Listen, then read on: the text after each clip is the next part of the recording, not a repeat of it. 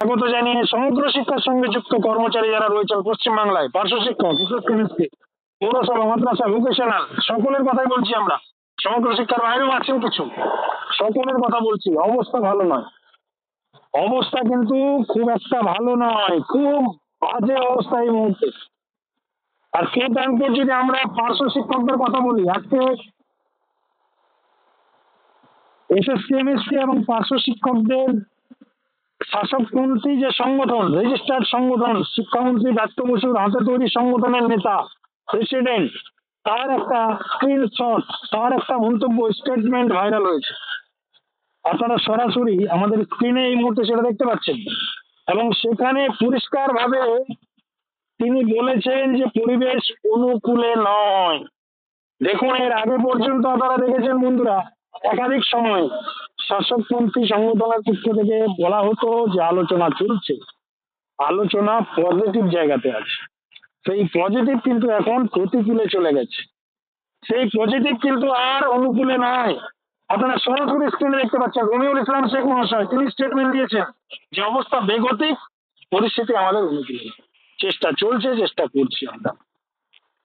গড়ার দিন চেষ্টা কি চলছে আপনারা জানেন। 2015 সাল থেকে রমিউল ইসলাম এই পদে আছেন। অন্য কোনো নেতা থাকলে আপনারা জানেন এতদিন পর্যন্ত হয়তো পর্দায় ছেড়ে যান।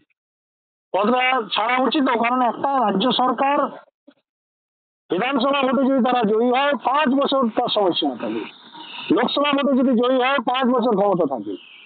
আমরা অন্যান্য দলের যদি সাংবিধানিক পদের কথা বলি, যে রেজিস্টার্ড পদগুলো রয়েছে, সভাপতি, সম্পাদক থেকে শুরু করে যে সকল পদ রয়েছে, বিজেপিতে যেমন 3 বছরের ক্রাইটেরিয়া, 3 বছর পরে আপনাকে পদ ছাড়তেই হবে। কিন্তু রমিউল ইসলাম শেখ মহাশয় 2015 থেকে আজ 25 পর্যন্ত বসে আছেন।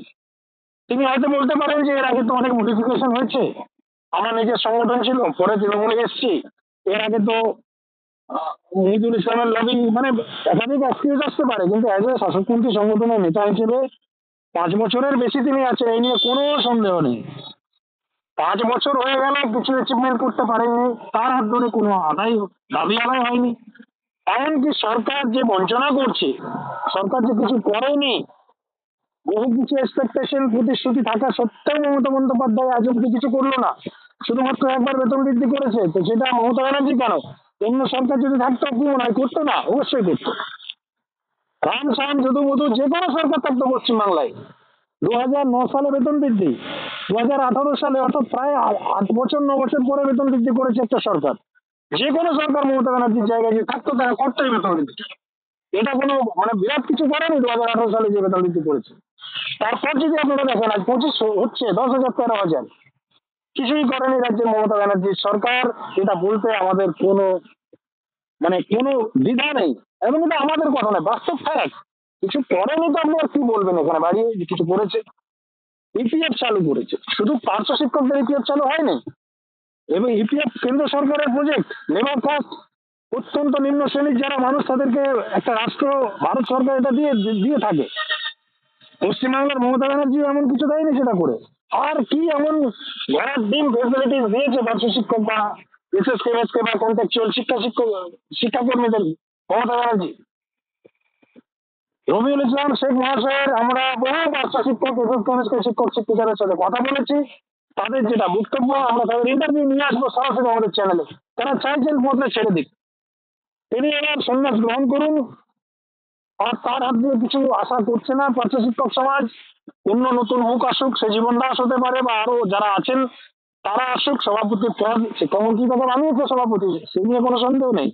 কিন্তু তিনি তার যোগ্য কি না, সেটা তার যে ইতিহাস বা ট্র্যাক, সময়সীমা, টোটাল নেগেটিভ রিভিউজ আসছে, খুব একটা ভালো কিছু রিভিউ নেই। তো যার ফলস্বরূপ বন্ধুরা, আপনারা কি মনে করছেন অবশ্যই আমাদের কমেন্ট সেকশনে লিখে জানান। চ্যানেলে নতুন থাকলে অবশ্যই চ্যানেলটিকে সাবস্ক্রাইব করতে কাউকে বলছি না আমরা, সম্পূর্ণ আপনাদের ইচ্ছা, পছন্দ করবেন, না হলে নাও করতে পারেন। তবে একটা বিষয় পরিষ্কার যে অবস্থা খুব একটা ভালো নয়। আর এই সিচুয়েশনে দাঁড়িয়ে দাবি আদায়ের একমাত্র পথ, যদি আমাদের যা প্রেডিকশন, আমাদের যা সার্ভে, আমাদের যা অভিজ্ঞতা, আমরা বিভিন্ন রাজ্যের যারা সফল হয়েছেন এই সমগ্র শিক্ষার দাবি আদায়ে তা সেই সকল নেতাদের সাথে আমরা কথা বলে যা বুঝতে পেরেছি, তাদের কাছ থেকে যা আমরা তাদের কথা তাদের যা আমরা পেয়েছি, তাদের কাছ থেকে যা ইনফরমেশন, সেখান থেকে আমাদের যা প্রেডিকশন, তাতে দাবি আদায়ের একমাত্র পথ, ওয়ান অ্যান্ড অনলি, এই মুহূর্তে যা সিচুয়েশন, তাতে একমাত্র রাজ্যের মুখ্যমন্ত্রী মমতা বন্দ্যোপাধ্যায়ের খুব জোরালো দৃষ্টি আকর্ষণ করতে হবে। সেই দৃষ্টি আকর্ষণটা কিভাবে হবে, কেমন ভাবে হবে, রাজ্যের মুখ্যমন্ত্রীর কাছে রিমাইন্ডার দিতেই হবে, রাজ্যের মুখ্যমন্ত্রীকে বোঝাতে হবে, রাজ্যের মুখ্যমন্ত্রীর কাছেই দরবার করতে হবে, এবং সেটা একবার না, একবার 10 জন গিয়ে একটা দাবিপত্র তার কালীঘাটের ওয়েস্টের বাড়িতে গিয়ে দিয়ে এলাম, 8টা 10টা সেলফি তুলে নিলাম, দাবি পূরণ হয়ে গেল, এই আশায় যদি বসে থাকেন, তাহলে ওই আশায় থেকে যাবেন, বাস্তবে কিছু হবে না। একবার হবে না, 25 বার, 50 বার, 100 বার প্রয়োজনে প্রয়োজনে রেগুলার যেতে হবে এবং দাবিপত্র দিতে হবে সেখানে, বা আরো বিভিন্ন জায়গা রয়েছে। আজ অব্দি পার্শ্ব শিক্ষকরা, বিশেষ করে শিক্ষকরা রাজ্যের সব থেকে উচ্চতর অফিসার, যার কাছে কোনো বার্তা গেলে কুইকলি মুখ্যমন্ত্রীর কাছে পৌঁছায় রাজ্যের মুখ্য সচিব। মুখ্য সচিবের হাতে এবার দাবিপত্র দেওয়ার আমরা আমাদের চ্যানেলের পক্ষ থেকে সাজেশন একটা দিয়ে রাখলাম, নেতারা নেবেন কিনা সেটা নেতাদের বিষয়। তবে এই মুহূর্তে মুখ্য সচিবকেও জানানো উচিত বলে আমরা মনে করছি।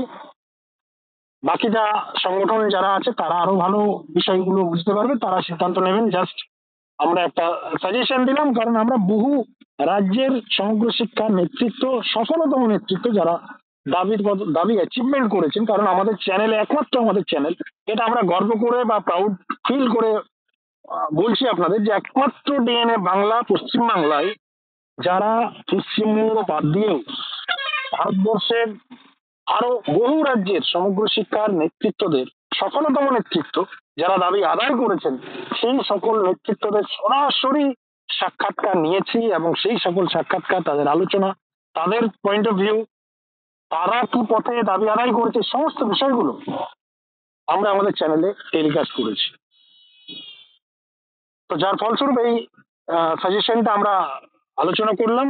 বাকিটা আপনাদের ইচ্ছে। বন্ধুরা, এই সমস্ত বিষয় নিয়ে আপনাদের মতামত লিখে জানাবেন। চ্যানেলে নতুন থাকলে অবশ্যই চ্যানেলটি সাবস্ক্রাইব করুন। ধন্যবাদ।